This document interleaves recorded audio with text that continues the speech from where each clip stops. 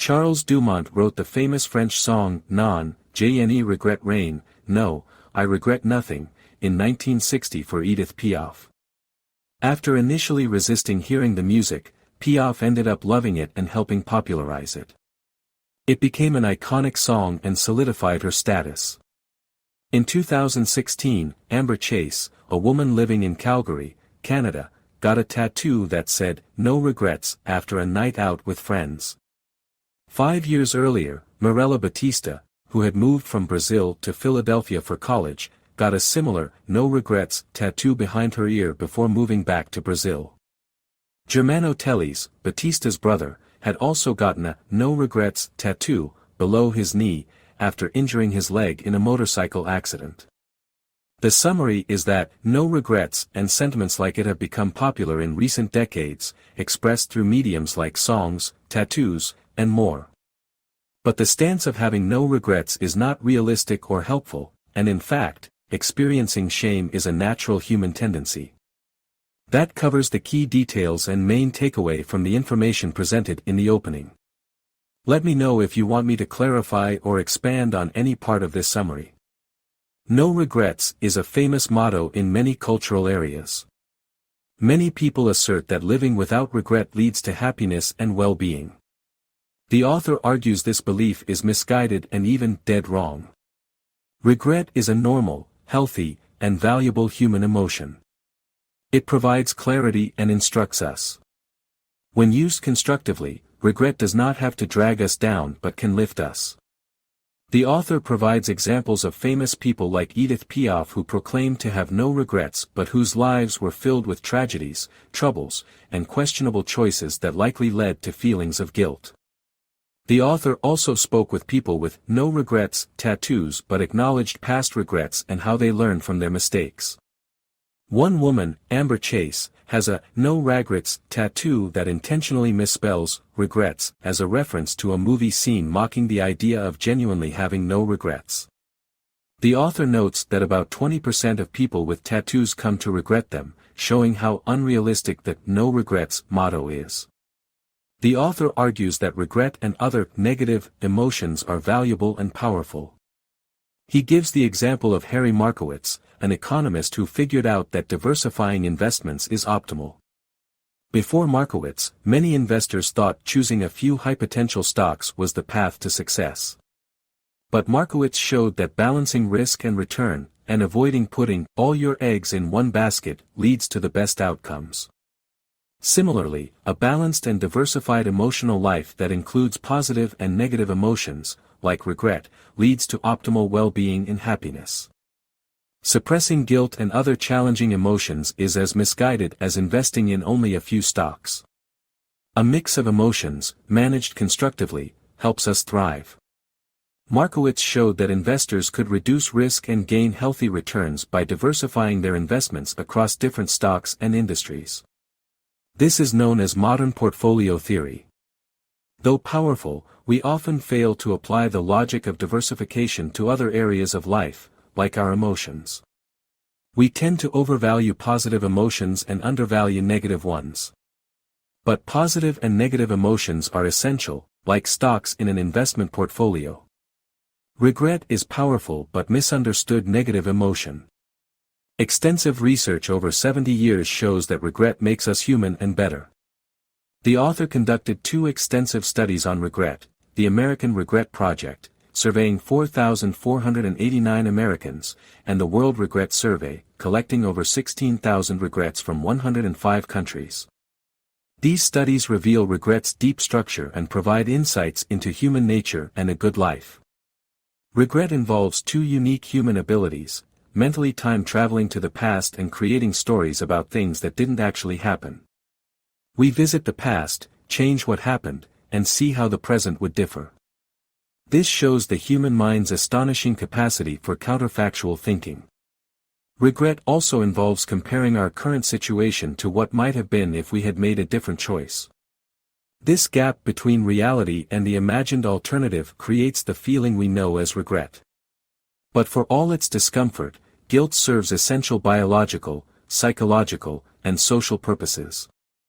In summary, regret makes us human because of our ability for complex counterfactual thinking and self-reflection. Though negative, regret is a vital and multidimensional emotion that helps us learn, make better choices, and build connections. We must learn how to harness its power rather than avoid it. Regret is a fundamental and common human emotion. It emerges around age 6 to 8 as children's thinking skills develop. It requires the ability to mentally travel through time, imagine alternative outcomes, and assess blame for one's choices. Studies show that most adults frequently look back and wish they had made different choices. Regret is one of the most common emotions people experience and value. Research estimates people regret about 30% of their weekly decisions. Regret differs from disappointment or sadness because it involves comparing one's actual outcome with a better imagined alternative and blaming oneself for the choice that led to the worse result. It is triggered by events within our control, not external circumstances. The inability to experience regret can signal brain damage or cognitive impairment. Patients with conditions like Huntington's disease, Parkinson's disease, or schizophrenia often show impaired regret reasoning. Doctors use regret tests to assess patients' cognitive abilities. Regret is an essential component of the human experience and pre-programmed in our cognitive abilities. Despite advice to avoid regret, it is widespread and helps us evaluate our choices and learn from our mistakes. Attempting to eliminate regret is futile and can indicate unhealthy avoidance. Regret is a marker of a mature, well-developed mind. In summary, regret is a fundamental emotion that emerges in childhood, involves complex cognitive skills, and plays a vital role in human decision-making and learning. While unpleasant, regret is normal and healthy, and its absence may indicate impaired thinking. Research shows most people experience substantial regret in their lives, which is one of the most common and valued human emotions. According to numerous studies and surveys, regret is a universal human experience. Nearly everyone accumulates regrets throughout their lives.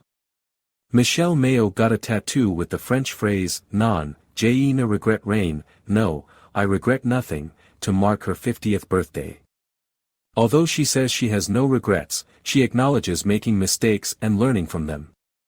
She wonders if Edith Piaf, who sang that song, really had no regrets when she died. Piaf's last words suggest she did have regrets. A study of Olympic athletes found that bronze medalists often seem happier than silver medalists, demonstrating the impact of counterfactual thinking. After a competition, silver medalists focus on how they narrowly missed winning gold, while bronze medalists focus on how they nearly missed winning a medal. This shows how our ability to imagine alternative outcomes, what might have been, shapes our emotions. In the 2016 Women's Olympic Road Race cycling event, the bronze medalist looked happier on the podium than the silver medalist, even though the silver medalist outperformed her. This illustrates the study's findings that counterfactual thinking can lead to surprising emotional reactions. The key ideas are: regret is universal and shapes human experience. Our ability to imagine alternative outcomes, counterfactual thinking, significantly impacts our emotions. This can lead to unexpected emotional reactions, as seen in studies of Olympic athletes. Bronze medalists at the Olympics were content with their performance and rated their happiness at 7.1 out of 10. Silver medalists rated their happiness at only 4.8 out of 10. This is because bronze medalists focused on downward counterfactuals, or, at least, thinking about how things could have been worse. For example, at least I got a medal. Silver medalists, on the other hand, focused on upward counterfactuals, or if onlys, thinking about how things could have been better. For example, if only I had trained harder, I could have won gold. If onlys make people feel worse, while at leasts make people feel better. However, research shows that people generate far more if onlys daily. We favor if onlys because while they decrease happiness, they can improve our future performance and decision making. Regret is powerful. If only that makes us feel bad now so we can do better in the future. Research shows regret offers three main benefits. It improves our decision-making by reducing biases like escalation of commitment to a failing course of action. It enhances our performance on various tasks. For example, students who were made to feel regret about not studying harder for an exam subsequently spent more time looking for a second exam. It strengthens our relationships. For example, people who reflected on interpersonal regrets from the past week were subsequently more interested in reconciling with relationship partners and more motivated to make amends. In summary, while regret is painful, it is an adaptive emotion that often helps us learn and grow. The pain of regret today results in a better tomorrow. Here is a summary of your sense of meaning and connectedness. Regret can improve your decisions by slowing you down and making you more thoughtful and deliberative. Encouraging you to consider more options and information before deciding. Helping you avoid cognitive biases and traps.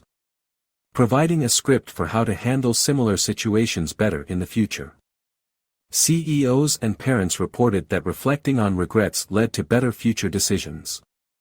Regret can boost your performance by increasing your persistence and motivation. Helping you solve more complex problems, like anagrams or puzzles.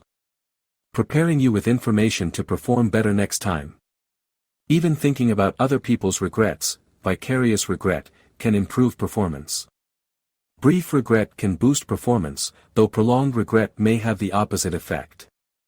Reflecting on how to benefit from a regret often improves subsequent performance. Experiencing regret from setbacks may even benefit your career by motivating improvement. In summary, regret is an emotion that, while unpleasant, serves an essential purpose in improving our reasoning, learning, decision-making, and performance over the long run. Though the initial regret stings, reflecting on it and using it as an opportunity to grow often results in benefits and rewards. The researchers found that scientists who narrowly missed a breakthrough or discovery, the narrow miss group, went on to have more successful careers than those who barely achieved significant success, the narrow win group. The narrow miss group produced research that was cited more often and was more likely to publish influential papers. The researchers concluded that the initial failure or setback motivated the narrow miss scientists to reflect on their work, make strategic changes, and improve their performance. In other words, experiencing regret and failure spurred these scientists to grow and work better in the long run. Their careers benefited from the learning and meaning gained through struggle. This finding suggests that regret handled constructively can enhance our lives in meaningful ways. Regret improves decision-making. Recognizing mistakes helps us make better choices in the future. We can draw on the memory of regret to navigate uncertain situations and evaluate options more wisely. Regret boosts performance.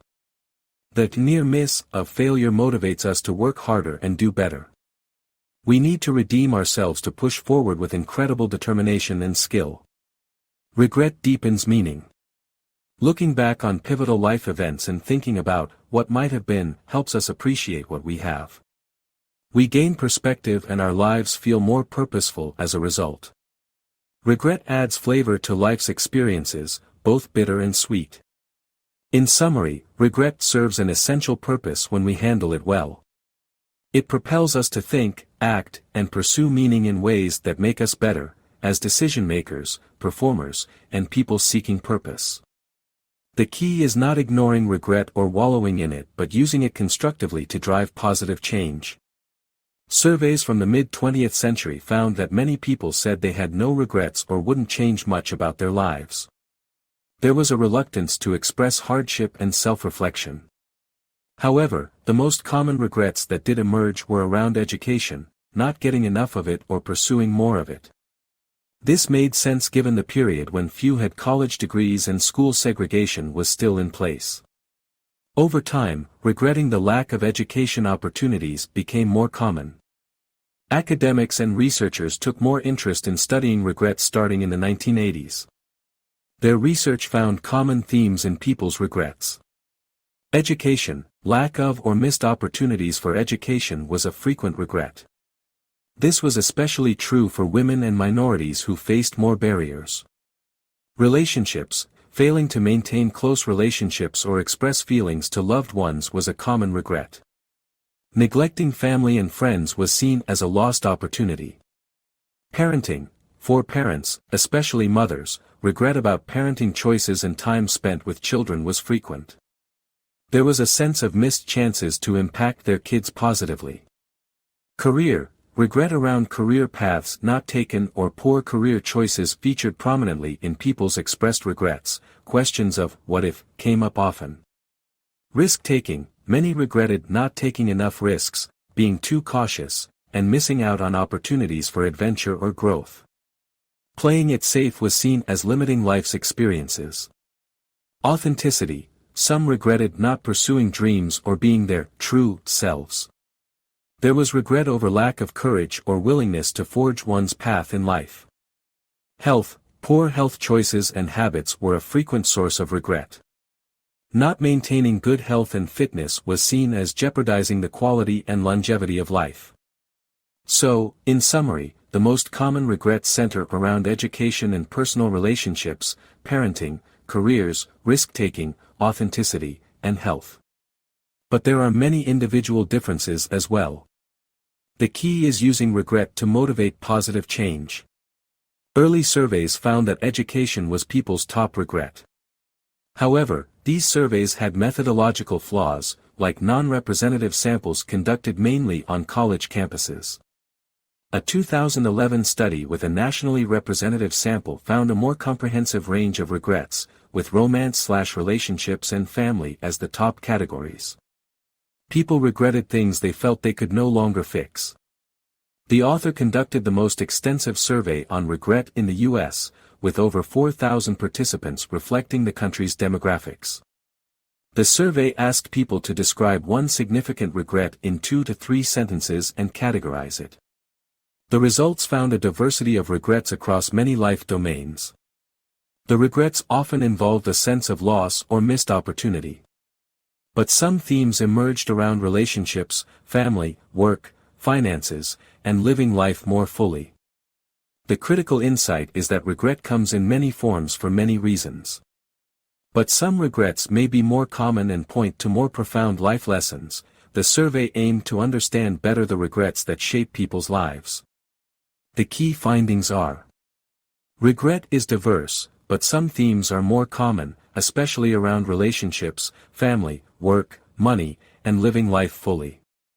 Regret often arises from a sense of loss or missed opportunity.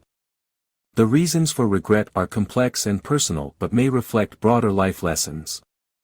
Gaining insight into common regrets and their sources can help individuals reflect on their lives and priorities. Does this summary accurately reflect the key details and main takeaways from the surveys and studies described in the passage? Let me know if you want me to clarify or expand the summary in any way.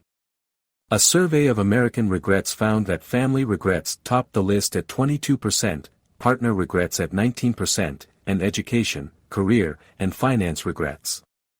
Health and friend regrets were at the bottom of the list. The findings show that regrets span many life domains rather than cluster in any single category. This makes sense because human life involves many roles and responsibilities across different disciplines. Guilt also provides benefits as it helps improve decision-making and boosts performance and meaning. 2 examples of education regrets from Kevin Wong and John Welches show that while their regrets seem similar on the surface, the underlying reasons for their regrets are pretty different. Kevin regretted not studying hard enough for the MCAT, while John regretted not taking a risk to pursue an MFA in creative writing. Analyzing entries from the World Regret Survey revealed moral breaches as a common underlying cause of regret. 3 examples from men in Australia, Canada, and California show that while their regrets spanned marriage, childhood, and an election, respectively, they all involved compromising one's integrity. Linguist Noam Chomsky showed that languages share an underlying, deep structure, or universal framework, even as their surface structures, or individual variants differ. This also applies to regret, which has a surface structure related to life domains and a hidden deep structure related to human motivations and aspirations. The deep structure of regret was identified by analyzing recurring words and phrases in the World Regret Survey entries, regardless of the respondents' attributes or the topics they described. The 4 core regrets relate to compromising integrity, timidity, not taking opportunities, and needing more authenticity. Here is a summary of the key points. Foundation regrets arise from a lack of diligence and foresight. They stem from choosing short-term gratification over long-term well-being. Examples: failing to save money or plan financially for the future. Neglecting health and fitness in favor of short-term pleasure or convenience. Not working hard enough in school or at a job. The choices seem minor at the time but accumulate into significant regrets over the long run. Foundation regrets often say, "If only I had done the work." These regrets start with an irresistible temptation for instant gratification. But they end in the inexorable logic of consequences. People discount the future to favor the present, not realizing the long-term costs. The story of the ant and the grasshopper illustrates this well. The grasshopper plays all summer instead of preparing for winter. The ant works hard to store food. Come winter, the grasshopper has nothing and starves. The ant is designed and survives. Like the grasshopper, people who develop foundation regrets value short-term rewards over long-term well-being. They often regret neglecting health, finances, education, and career. The small choices add up until the consequences become too big to fix. In summary, foundation regrets stem from a failure to do responsible, prudent work that provides stability and security. They arise when we don't consider the long game and instead indulge in short-term thinking. In the Regret Project and World Regret Survey, respondents described experiences of temporal discounting, valuing immediate rewards over long-term benefits, using phrases like too much and too little. Examples include drinking and partying too much in youth or not studying enough. These types of regrets, called foundation regrets, emerge gradually over time through the compounding effects of many small, poor choices. They are hard to undo and can have significant consequences. Respondents described foundation regrets around health, education, finance, and mental health that they didn't address until too late.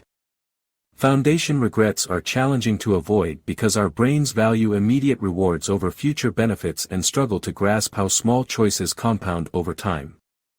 They are also hard to attribute solely to personal responsibility versus external factors, an error known as the fundamental attribution error. Many factors shape a person's foundation: health, education, and finances. The solution is building a solid foundation through good choices and habits as early as possible. As the Chinese proverb says, the best time to plant a tree was 20 years ago. The second best time is now. It's always okay to start addressing foundation regrets, even if one can't undo all the consequences. The key is learning from the past and making better choices in the future. In summary, foundation regrets result from short-sighted choices earlier in life that compromise health, education, finances, and other fundamentals. They emerge gradually but can be hard to remedy. The best approach is building a solid foundation through good lifelong habits, learning from mistakes, and making the best choices one can at any point in time. Boldness regrets arise from failing to take chances or risks that could lead to a more prosperous, more fulfilling life.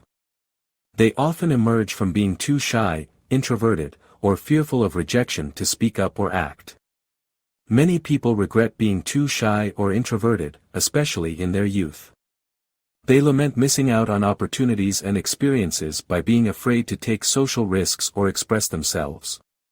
While introversion and extroversion exist on a spectrum, most people have elements of both. Modest efforts to become slightly more extroverted, like acting outgoing for a week, can increase well-being and life satisfaction. Overcoming apprehension and fear to speak up or take a chance, even in a small way, can be transformative. Regret over lacking boldness in the past can motivate people to find their voice and become more assertive in the future.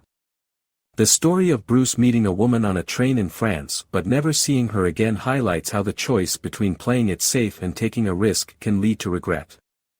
At that moment, Bruce lacked the boldness to get off the train with her, and he still wishes 40 years later that he had. The lesson from Boldness Regrets is that while stability and security are essential, you must sometimes step out of your comfort zone to live fully. Take calculated risks, find your voice, and don't be ruled by fear of rejection or what others might say. The rewards of boldness can be worth it. The key message is that people often regret not taking bold actions and speaking up. Specifically, inaction regrets tend to outweigh action regrets. People dwell on what might have been if they had acted differently. The possibilities of what could have happened are endless, whereas the outcomes of actions taken are known and limited. Regrets about not taking bold actions in relationships and careers are common. Many regret not asking someone out or not taking a risk to change jobs. These regrets reflect a desire to grow and become better or happier. Many regret not traveling or studying abroad when young and less encumbered by responsibilities. They wish they had taken the opportunity for adventure and new experiences. Some regret not being true to themselves by hiding their identities or not speaking up in the face of ridicule. Coming out or using one's voice is an act of boldness that allows for self-actualization. The story of Bruce and Sandra illustrates these themes. Bruce regretted not pursuing a deeper connection with Sandra after their encounter on the train. His inaction left room for endless speculation about what might have been. Though he tried to throw out her letter, he could not, demonstrating how inaction and regrets persist. The central argument is that regretting inaction more than action is typical because inaction prevents growth and possibility. Even in uncertainty, speaking up and taking bold risks allows people to become their best and most authentic selves. The stories and examples demonstrate how this manifests in relationships, careers, adventure, identity, and personal fulfillment. Here's a summary. Kaylin Vigiano was 21 when her husband's Marine friend told her that her husband no longer loved her and was planning to leave her. Believing him, Kaylin had an affair, which she deeply regretted. Joel Klemick was 35 years old when his wife received an anonymous call telling her Joel was having an affair. When confronted, Joel initially denied it but eventually confessed. His affair cost him his job, friendships, and nearly his family. He deeply regretted his actions. Moral regrets represent about 10% of deep regrets but often ache the most and last the longest. They involve choosing the wrong path at a crucial juncture, hurting others, deceiving people, or violating ethical principles. Examples are, if only I'd done the right thing.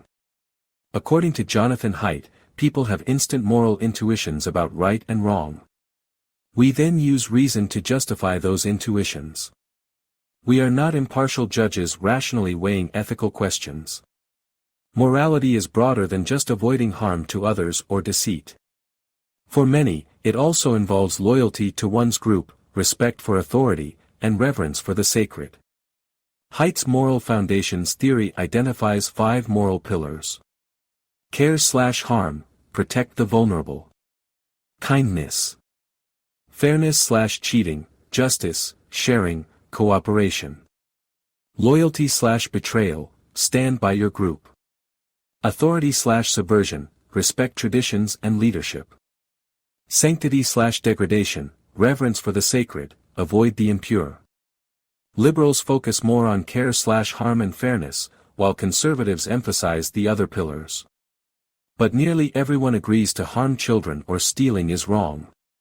Moral regrets often involve betraying one's moral foundations and values, whatever they may be. The regrets represent a failure to do what one thinks is right. Here's a summary. Those who hurt others or cheat them are cruel because hurting others goes against our evolutionary instinct for cooperation and trust. Bullying and harming others jeopardize group survival. Cheating and betraying trust violates the reciprocal altruism that bonds human relationships. When we make promises or commitments to others, we expect them to be kept. Betraying that trust is seen as morally wrong across cultures. Harmful and cheating others cause lasting regret because they go against core moral values related to harm, fairness, and loyalty. The guilt often stems from recognizing the pain inflicted and the damage to one's integrity.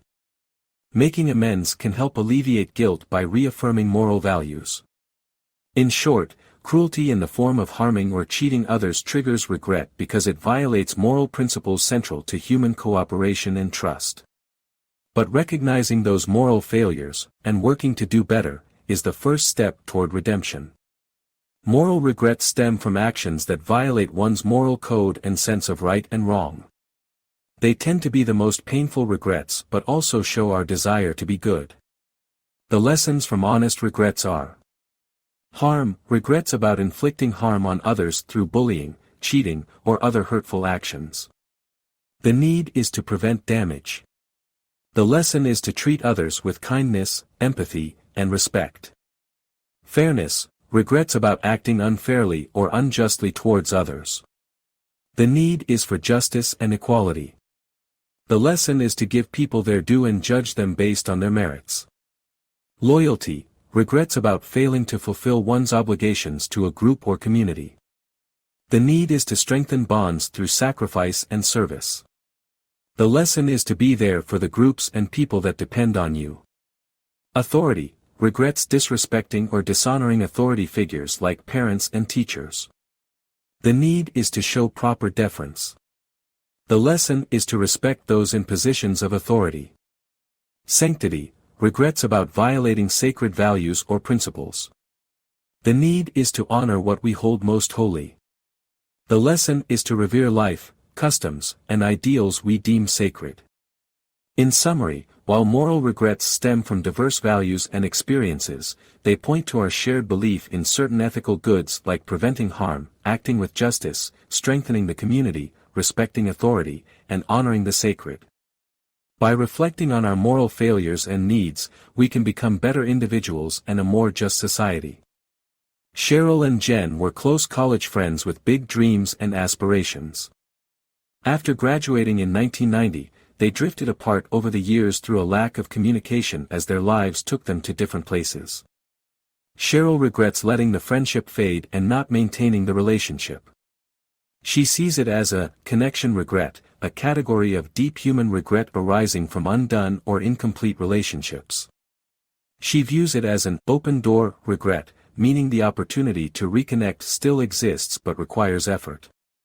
Open door regrets bother us because we can do something about them, even if it's complicated. Closed door regrets, on the other hand, distress us because the opportunity is gone, and we can't do anything about it. Amy has a closed-door guilt over her childhood friend Deepa, who died before Amy called to reconnect. Amy regrets missing the chance and not being there for Deepa. Closed-door regrets teach us lessons to avoid making the same mistakes again. Relationships end in one of two ways: rifts or drifts. Rifts are catalyzed by a specific incident that leads to conflict and antagonism. Drifts fade over time through a lack of communication, as with Cheryl and Jen's friendship. Rifts are openly hostile, while drifts are more passive. But both types of relationship endings can be a source of deep regret. The desire to belong is a fundamental human need. When our connections to others unravel or never fully form, we suffer, and we suffer even more when we're responsible for it. Connection regrets threaten our sense of belonging, so they cut so deep. You regret not developing a closer relationship with your daughter-in-law before she and your son moved to Australia. They left suddenly and are now estranged.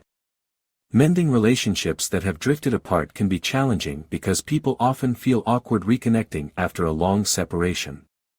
However, research shows we must overestimate how uncomfortable reaching out will be for both parties. Rekindling old connections often leads to positive feelings for everyone involved. The most extended study on human development and well-being found that close relationships are the most significant predictor of happiness and health.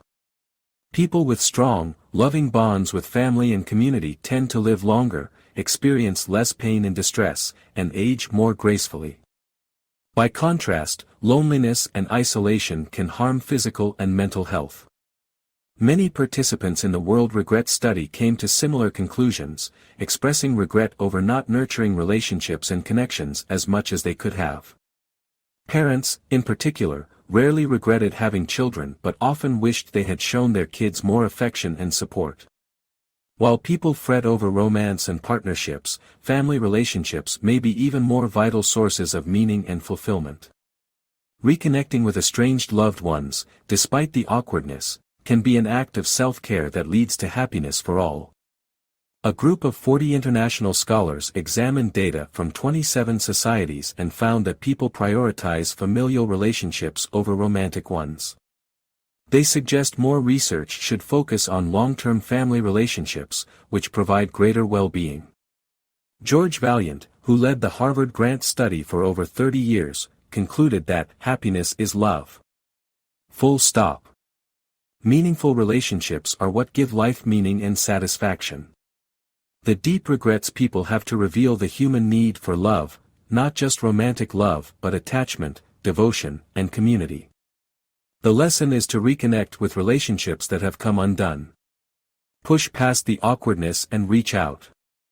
The 4 core regrets, lack of boldness, weak foundation, moral failings, and lack of connection, operate as a negative that reveals what people genuinely value: stability, growth, morality, and relationships.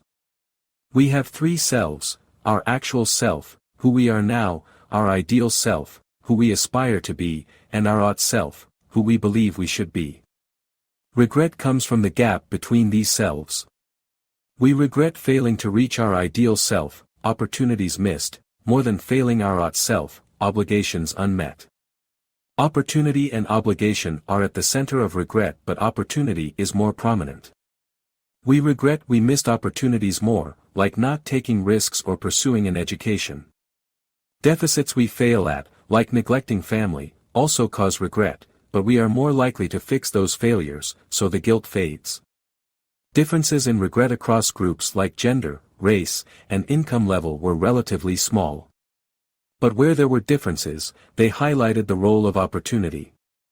For example, those with college degrees had more career regrets, likely because they had more options and, therefore, more to regret not pursuing. In summary, meaningful relationships and pursuing opportunities for growth and purpose are what people value most, according to what they regret most. The deep regrets people hold point to these fundamental human needs. But shame also shows us how to move forward, reconnecting with others and seizing the opportunities before us. Regrets of action refer to regretting things we did, as opposed to regretting things we didn't do, regrets of inaction. Action regrets are less common but often easier to undo. To undo an action regret, we can make amends, reverse our choices, or erase the consequences. For example, someone could apologize to a friend they slapped or get a tattoo removed. These steps can help realign the present situation. Action regrets typically arise from specific incidents and provoke intense emotions, making us want to respond quickly.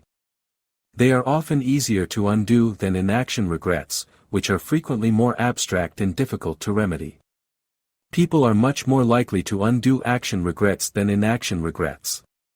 Even on TV shows like the Dutch Het spijt me, I am sorry, participants sought to repair the harms they had caused rather than things they failed to do.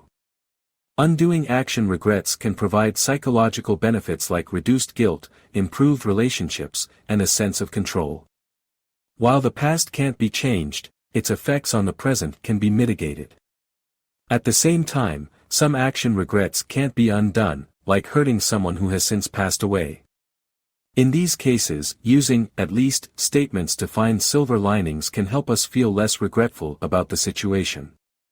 Does this summary accurately reflect the key points about undoing action regrets and using at least thinking? Let me know if you want me to clarify or expand on any summary part. We can address regrets of action in 2 main ways. Undoing: if possible, try to undo the action, example, apologizing or fixing mistakes. This can help rebalance the situation, though it may not erase the regret. Reframing: adopt an at least mindset to find silver linings. This doesn't change the past but can help us feel better. The best approach for most regrets is using them to improve the future. We can do this through a 3-step process. Self-disclosure: talking about regrets can be rewarding and relieve negative feelings. Even just writing them down privately can help. Compassion, avoid being self-critical. Treat yourself with kindness and empathy. Focus on your intentions and circumstances, not just the outcome.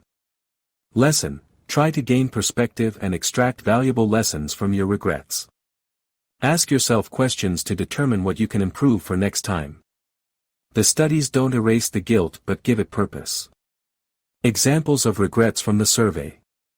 I regret dedicating my time to studying rational subjects and leaving aside the knowledge of emotions and feelings. Female, 40, Brazil. I regret ignoring my inner voice and not heeding its plea to be more adventurous, and for trying to live up to the expectations of society instead of focusing on myself.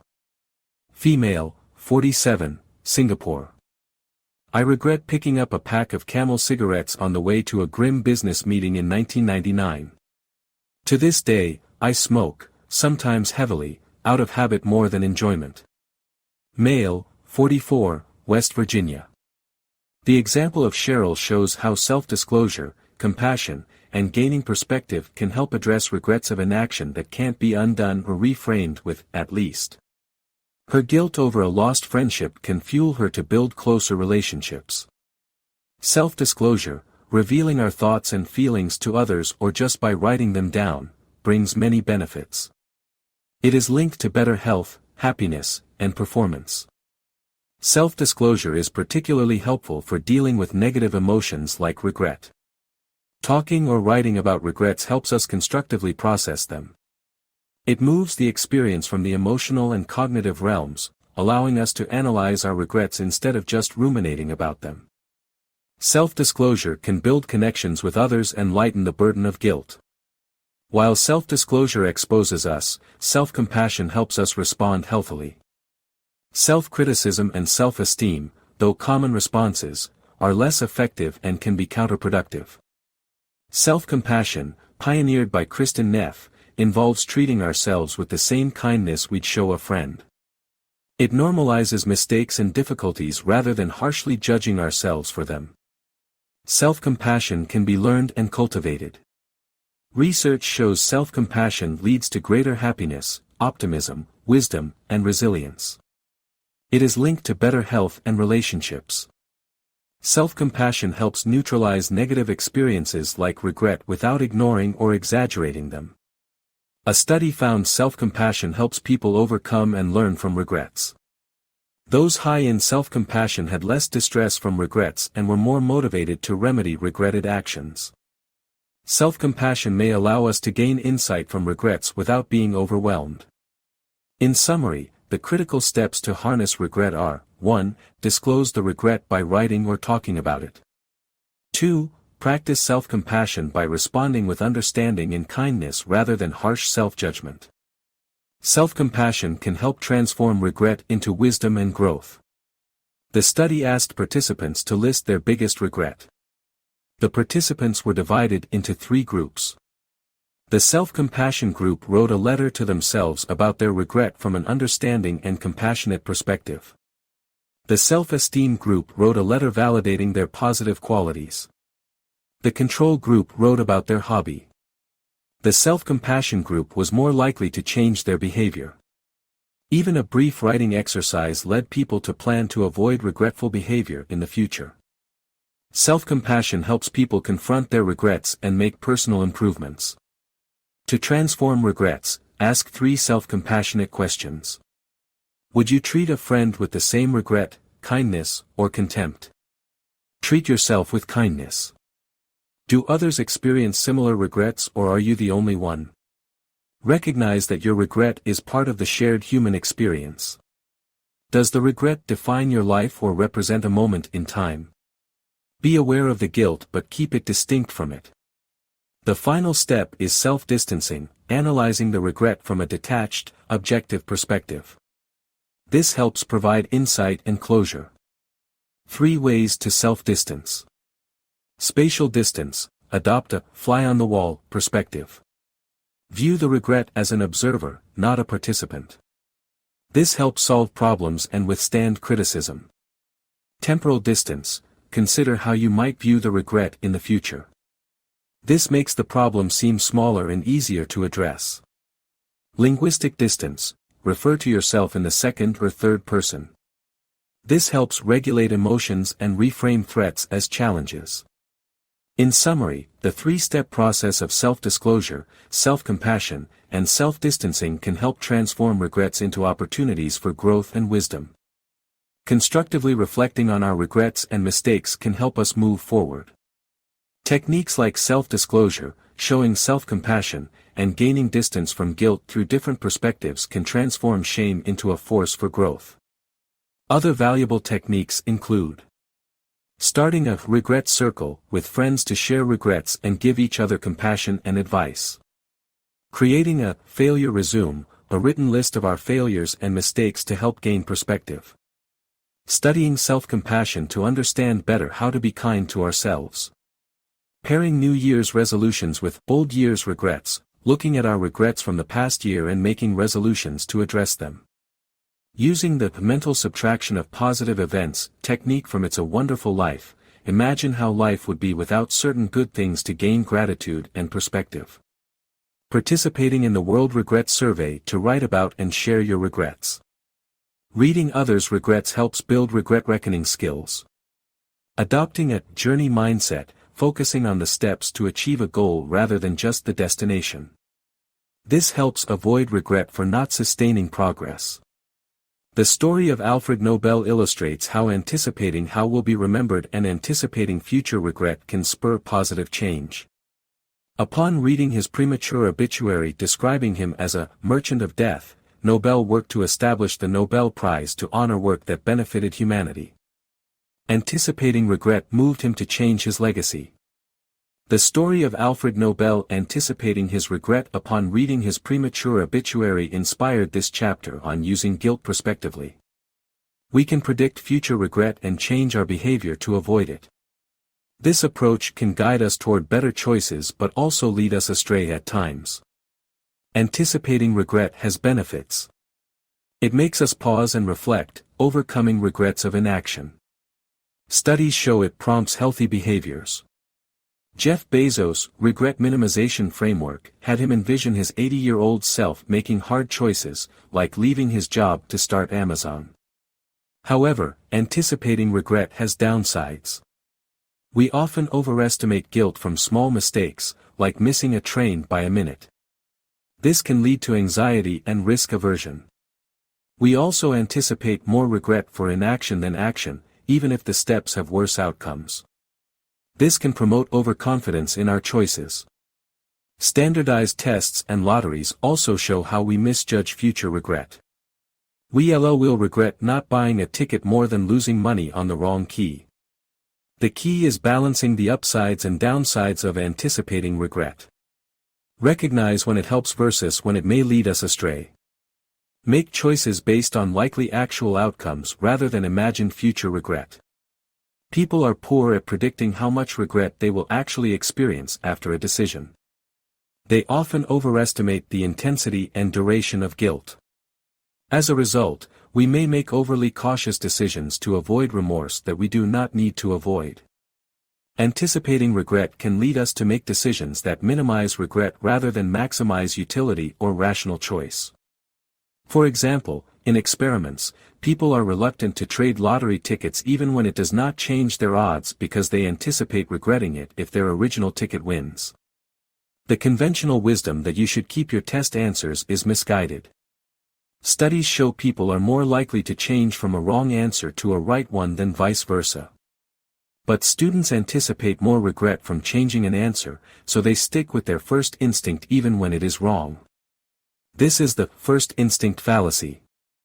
Anticipated regret can improve decision-making by motivating us to consider future consequences. Still, it has dangerous side effects, like decision paralysis, risk aversion, and the first instinct fallacy. Herbert Simon argued that human decision-making is not always aimed at maximizing utility or gain.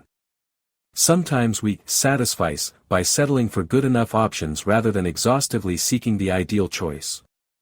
Economists' models had to be revised to account for the human factors Simon identified. The emotional consequences of Simon's two decision modes, maximizing versus satisficing, took time for psychologists to explore. But this work showed that in addition to cognitive factors, emotions like anticipated regret shape our choices between these modes. In sum, anticipated regret is a double-edged sword. When properly calibrated, it can motivate helpful precautions. But when miscalibrated, it leads to poor choices, irrational risk avoidance, and suboptimal outcomes. Finding the right balance is critical. Here's a summary. In 2002, researchers developed a personality scale to measure maximizers, those pursuing ideal standards, and satisficers, choosing what meets minimum acceptability. They found that maximizers reported lower well-being. The main reason was maximizers experienced more regret, both in anticipation of choices and looking back on them. Constantly trying to minimize regret can become unhealthy maximizing. The solution is to focus on aspirations and optimize regret. The regret optimization framework has 4 principles. Anticipating some regrets leads to better decisions, but overestimating them distorts decisions. Maximizing regret minimization makes the situation worse. The 4 core regrets reveal fundamental human needs: foundation regrets, boldness regrets, moral regrets, and connection regrets. Focus on anticipating these. For most decisions, satisfice. For crucial decisions involving core regrets, anticipate future regret and choose what most reduces it. To address regrets. Undo action regrets. At least it. Find the silver lining. For any regret, self-disclosure. Relieve by sharing. Self-compassion. Treat yourself with kindness. Self-distancing. Analyze and learn from a distance. A survey found most people believe in both free will and fate. We are both authors and actors in our lives. Regret depends on storytelling and imagination. Our ability to experience and respond to regret depends on constructing and revising narratives. Research shows redemption sequences, where events go from bad to good, lead to more well-being and meaning than contamination sequences, where events go from good to bad. Regret offers an ultimate redemption narrative. Regret is a powerful and essential human emotion. Though often viewed negatively, regret serves vital psychological and social functions. Regret helps us learn from our mistakes and make better decisions in the future. It promotes moral and social development by helping us understand how our actions impact others. Regret also fosters resilience by encouraging us to find meaning despite difficult experiences. The ability to feel regret emerges in childhood and develops over time. Young children have limited capacity for shame because it requires sophisticated cognitive skills like mental time travel, counterfactual thinking, and self-reflection. As executive function develops, children gain a deeper understanding of how their actions might have caused harm to others. Regret is a social glue that binds us together through shared experiences of remorse, forgiveness, and redemption. Our stories about our regrets and overcoming them can inspire others and bring people together. While regret has many benefits, dwelling on guilt can be psychologically unhealthy. The key is to strike a balance, reflect on regrets in a constructive way without ruminating about what cannot be changed. We can transform shame into wisdom and purpose. Several examples show how people could reconnect with others and find greater meaning after regretting past mistakes and lost time. The capacity for guilt and redemption is profoundly human. In summary, regret is a complex but vital human emotion. Though often misunderstood, regret helps us learn, grow, build relationships, and derive meaning from good and bad life experiences. The benefits of regret far outweigh the costs as long as we reflect on regret adaptively rather than ruminating endlessly about the unchangeable past. Here is a summary of the notes. Note reference 5. Studies have replicated the finding that bronze medalists experience less regret and greater satisfaction than silver medalists. Some studies argue silver medalists may have higher expectations or that their expressions of regret in interviews may differ, but their spontaneous terms of emotion are similar. Note reference 6, a Swedish cyclist who won the silver medal at the 2016 Rio Olympics regretted coming so close to gold. Note reference 7, feeling in control and having higher self-esteem can motivate counterfactual thinking. People seek to regulate emotions like regret through counterfactual thinking. Note reference 8, people often compare their lives to simulations of what might have been rather than facts. These social comparisons can motivate counterfactual thinking. The key ideas are: the bronze medal effect has been replicated, where bronze medalists experience less regret than silver medalists. Some nuance exists in the interpretations and causes of this effect. Examples show that losing out on a coveted prize like an Olympic gold medal leads to expressions of regret and counterfactual thinking. Counterfactual thinking is often motivated by a desire to regulate emotions and feel in control or maintain self-esteem. People frequently make social comparisons between their lives and imagined alternatives. The notes point to many studies on counterfactual thinking, emotion regulation, social comparison, and self-esteem. The examples also show the role of counterfactual thinking in competitive or achievement situations. In summary, the notes provide an overview of research on the causes and consequences of counterfactual thinking, especially in social or competitive contexts where regret is likely. The examples help illustrate these conceptual insights. Summarized T16, Number 1, 2011 48. The abstract explores how people can benefit from feeling regret. The authors argue that regret is a functional emotion that helps people make better decisions and find meaning. Rather than ruminating on regret in an unhealthy way, people can use regret to simulate alternative outcomes, prepare for the future, strengthen their commitment to decisions, find benefits in unfortunate events, and gain insight into themselves and their values. The authors review research showing how experiencing regret leads to improved decision-making, performance, and well-being.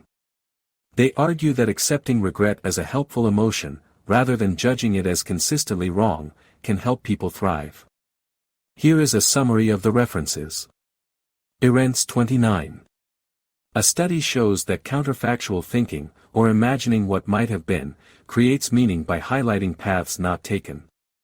Arendts 30. An article about collectors who find beauty in imperfect, damaged objects. Arendts 31.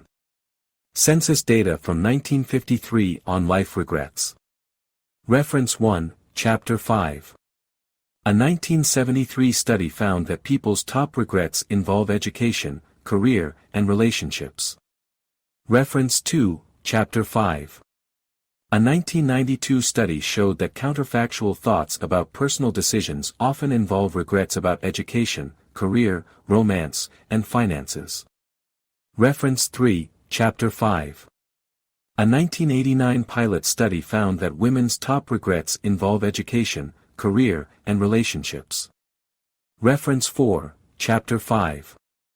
A 1994 study found that regrets about education, career, and relationships predict lower well-being and life satisfaction.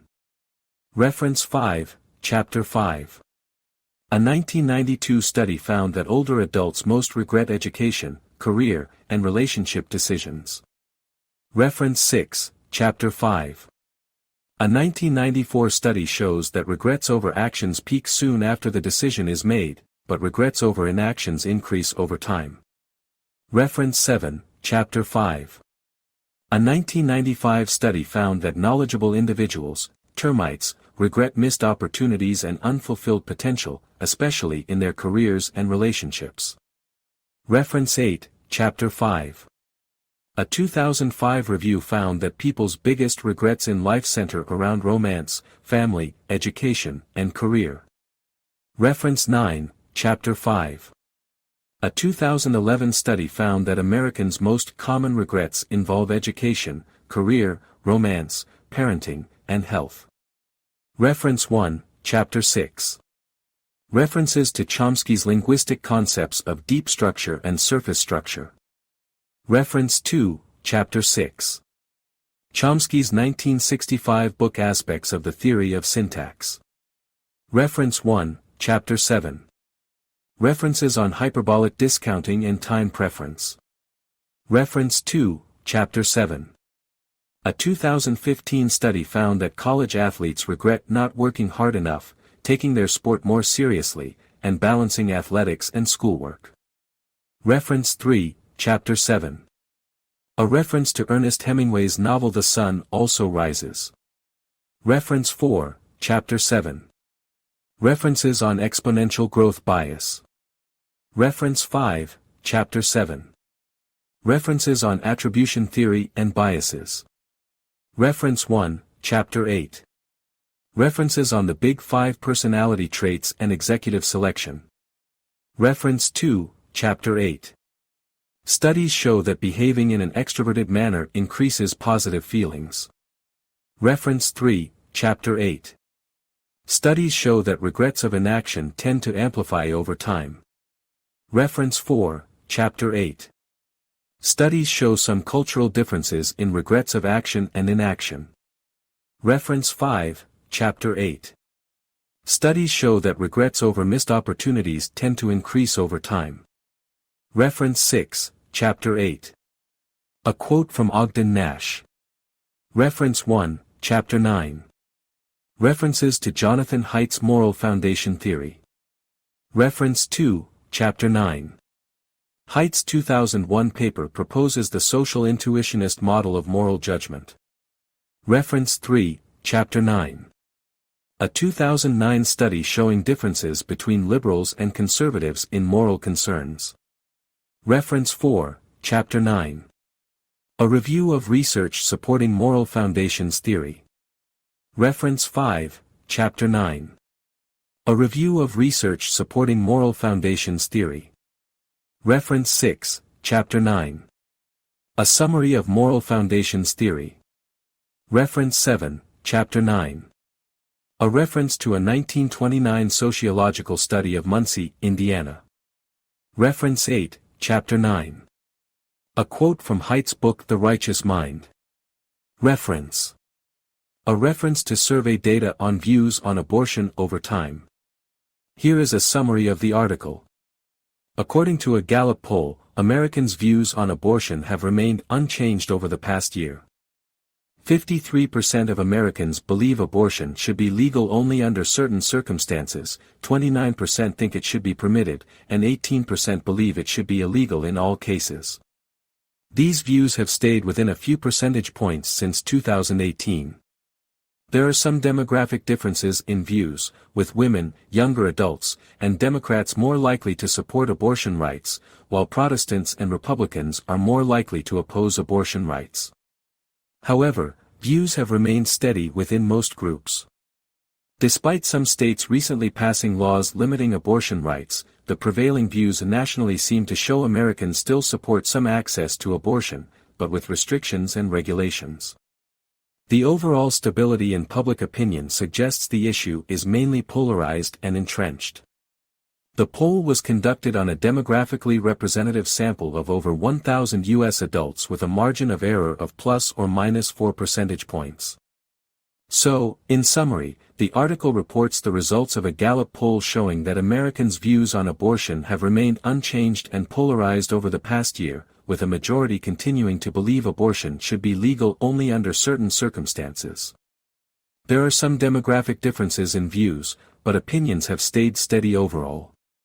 Here is a summary in anatomical style. 1. Introduction. Self-compassion involves treating oneself with kindness and empathy during difficult times. 2. What is self-compassion? A. Key components. 1. Self-kindness, being gentle and supportive towards oneself rather than harshly self-critical.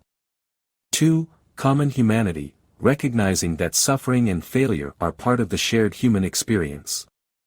3. Mindfulness, holding painful thoughts and feelings in balanced awareness without over-identifying with them. B. Self-compassion versus self-esteem. Self-compassion is different and healthier than self-esteem. High self-esteem depends on evaluations and judgments, but self-compassion does not depend on being special or above average. 3. Benefits of self-compassion. A. Psychological well-being. self-compassion is associated with lower depression and anxiety and greater life satisfaction and happiness. It helps navigate personal shortcomings and life transitions. B. Better coping and resilience. Self-compassionate people tend to cope with failure and adverse life events more constructively. They have greater resilience and optimism in times of distress. C. Improved relationships. Self-compassion is linked to more compassion for others, social connectedness, and emotional intelligence. Compassionate people have healthier, more mutually supportive relationships. D. Health and longevity. Self-compassion may have significant physical health benefits, including lower blood pressure, heart rate, and stress hormones. Preliminary evidence links self-compassion to longevity and healthy behaviors. 4. Cultivating self-compassion. A self-compassion meditation, a helpful practice for developing self-compassion, is a form of self-directed Buddhist meditation called loving-kindness meditation. It involves systematically repeating kind thoughts towards oneself and others. B. Self-compassion journaling. Writing a self-compassionate letter to yourself or keeping a journal where you express kindness towards yourself can help enhance and sustain self-compassion. C. Adopting a self-compassionate mantra. Repeat kind phrases to yourself, example, may I be kind to myself, this too shall pass, to tap into self-compassion when you need it most. D. Distancing yourself. Taking a self-distanced perspective when reflecting on your experiences helps you gain a broader, more compassionate view of yourself and events. Refer to yourself using your name or you rather than I. V. Conclusion. Self-compassion is a learnable skill that greatly benefits well-being and quality of life. Becoming kinder to ourselves, recognizing our shared humanity, and holding our experiences with more extraordinary gentleness and care is worth the investment. Self-compassion is the radical art of treating ourselves like someone we dearly care about. Here is a summary of the references from Chapter 14 of the book. The story of Alfred Nobel being inspired to create the Nobel Prize after reading his premature obituary is murky, though it has been frequently cited. 1. Researchers have found that anticipated regret can be leveraged to increase survey response rates. 2. And participation in health-related behaviors. 3. However, regret appeals only sometimes work. 3. Prospect theory suggests that people weigh losses more heavily than gains. 4. Studies have found that anticipated regret influences intentions related to COVID-19 testing. 5. Vaccination. 6. Health behaviors like exercise. 7. Improved diet. 8. Influenza vaccination. 9. HPV vaccination. 10. And safer sex. 11. 12.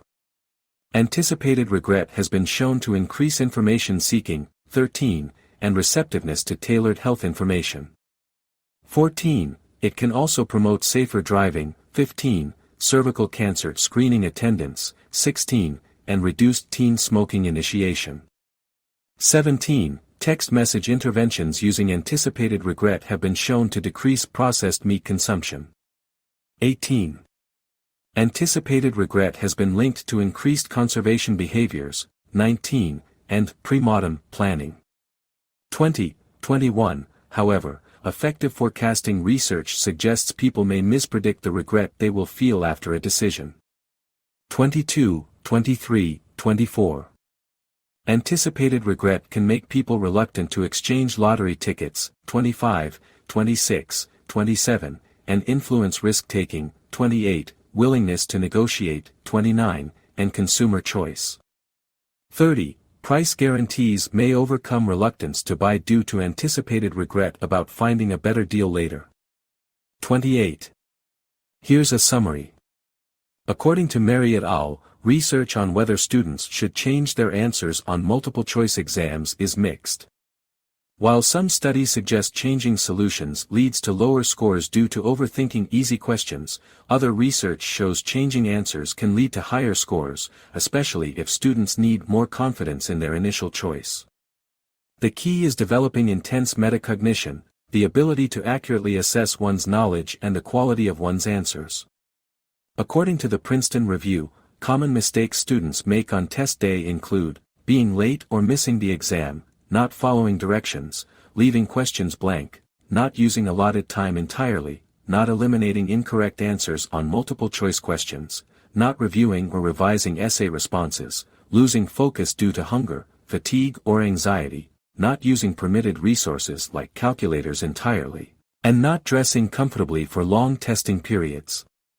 Strategies to avoid these mistakes include preparing thoroughly, arriving early, reading directions carefully, using all time allotted, eliminating incorrect choices, revising responses, staying rested and fed, using permitted resources, and wearing comfortable clothes. In summary, research on answer changing is mixed, but developing intense metacognition and test-taking skills can help students make strategic decisions about revising their answers. Common test day mistakes are often avoidable by using effective preparation strategies. Regret domains, moral regrets, 15, 79, 113-29, 203 needs revealed by, 96, 111, 129, 145-46, 150. Regret emotions, depression, 53, 174 disappointment, 22, 94. Regret behaviors, desecration regrets, 127-29 disloyalty regrets, 125-26 escalation of commitment to a failing course of action, 41, 42. Regret lessons, downward counterfactuals, at least 38, 42, 45, 46, 47-48. Harm-related regrets, 119-22, 163 if only counterfactuals, 38, 42, 45, 46, 47-48 49, 50, 51 inaction versus action regrets, 104-5, 151, 152, 154, 161, 192-93, 162, 167, 169, 175, 183, 184, 205 Moral Foundations Theory, 117-19.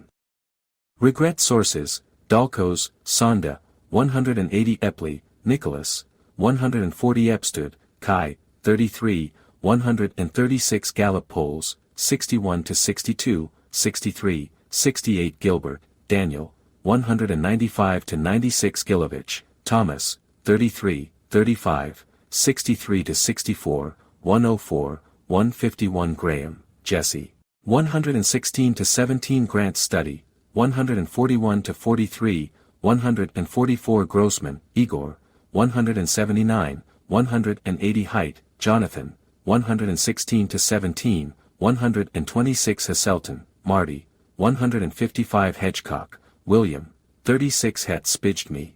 TV show 161-62 Higgins, Tori, 151.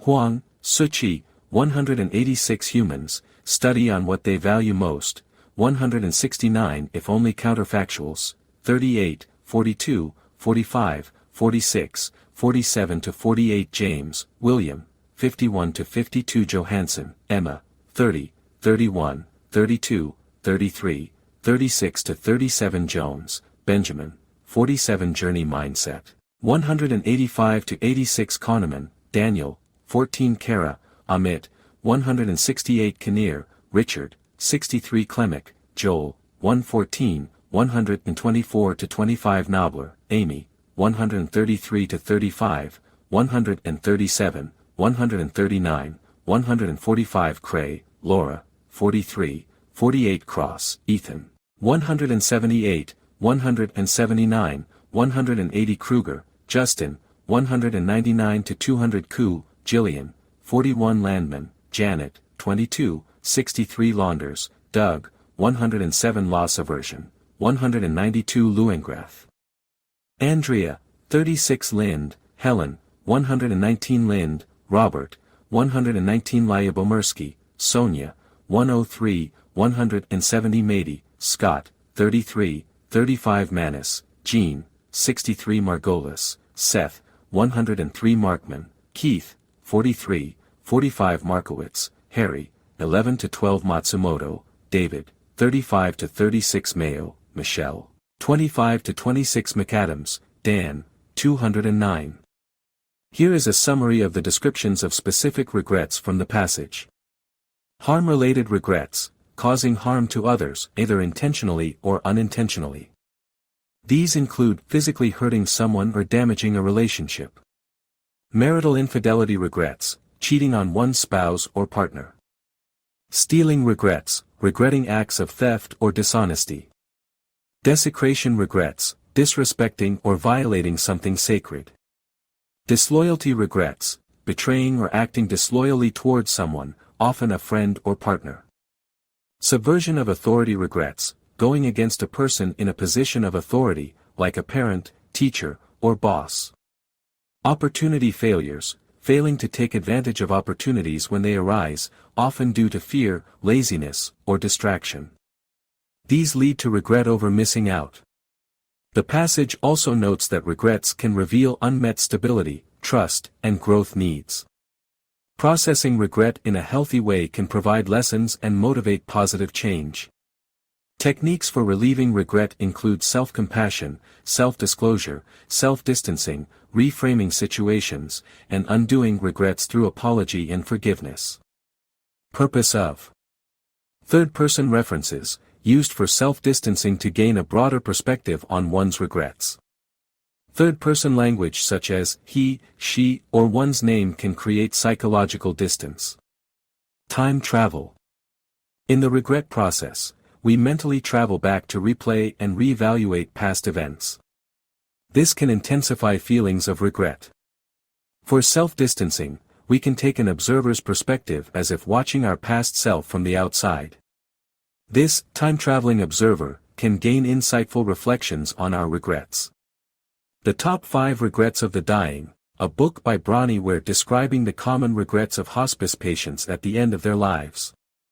Travel regrets, missing opportunities to travel and experience other places and cultures. Undoing action regrets, regretting actions that cannot be undone, such as accidentally causing harm to others. These regrets can be particularly painful and difficult to remedy. Writing about regret, expressing one's feelings about guilt through writing. This can be an effective way to gain awareness and closure on regrets. Responses from the World Regret Survey suggest that writing about regrets is helpful. The summary reflects the key elements around the purpose of third-person references: time travel, the top 5 regrets of the dying, travel regrets, undoing action regrets, and writing about shame. Let me know if you want me to clarify or expand on any part of this summary.